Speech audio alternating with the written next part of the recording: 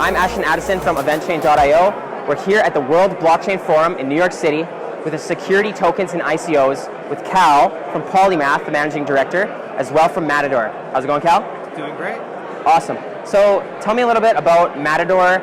It's a sister company to Polymath, a security token platform. We just hear a little bit about that? Yeah, sure. As we built out the platform on Polymath, we've had such a strong interest and outpouring of issuers that are looking to launch on Polymath that we realized that some issuers, they wanted someone to quarterback these deals for them. They wanted someone to sometimes handhold them and answer the questions that they may have through the issuance process. Because Polymath is set up to be a decentralized platform, which means it has no human touch point. So sometimes someone may want to pick up the phone and they may want help on figuring out how to structure these deals and just all of the different bite-sized steps in launching an ICO, or what we would call an STO, a security token offering. Interesting. So the industry has really been shifting. 2017 was all about ICOs, utility tokens, and now we're really moving to STOs, security token offerings. So what's the traction been like for Matador on advising for STOs? Is there a lot of interest in security token offerings in 2018 so far? Yeah, it's a great question. So Matador specifically, we're working on about a half a dozen projects right now, but unlike a lot of other folks, we actually end up passing.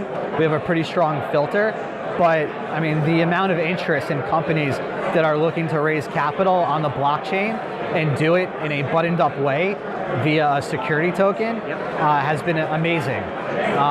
Most people often forget security tokens, the industry itself is barely 12 months old. So, I mean, crypto has been around since 2008. Security tokens is significantly fresher and much more newer. So the rate of change is incredible. So the deal flow is improving, the quality of the deal flow is improving, the infrastructure is being built out. So yeah, I mean, every week and every month, something new is happening. Very interesting. And Polymath is one of the leaders of security token platforms to help incubate projects and get security tokens into the industry. So can you just talk a little bit about where Polymath is in the stage and how? And I think a lot of traction in the second half of 2018 is going to be people using Polymath and Matador for security tokens. Yeah, no, it's a great question. So we put out our white paper in September, October of last year. So that was about 8 or 9 months ago. And since then, we've had our heads down and have been developing. We're a team of almost 40 people now. Majority of the team is comprised of developers. Right now, we're on testnet, and the next big catalyst for us would be to launch on mainnet, which would be available to the public, which we're really excited about. So, we're expecting once we're on mainnet for the first project to launch their tokens on our platform, and then should see a steady cadence of issuers following. Awesome, that's great to hear. I've spoken with Trevor, the CEO of Polymath, many times about how Polymath is breaking into the industry, and he says there's that hockey stick effect, right? It's like it's taking off, and then all of a sudden it's just gonna skyrocket. So, do you anticipate in the next few months here many security token companies looking to get advice from Matador? Yeah, I mean, we always say, I don't want to, not to sound like a broken record, but we think security tokens is the next big mega trend in crypto.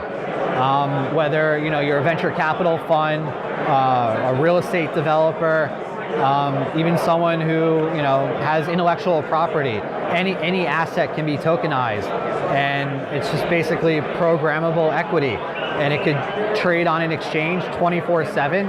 And as an investor, you get liquidity potentially up front on day one. So I think there's a lot of transformational business models that are basically, I think a lot of old business models are now getting usurped through the blockchain.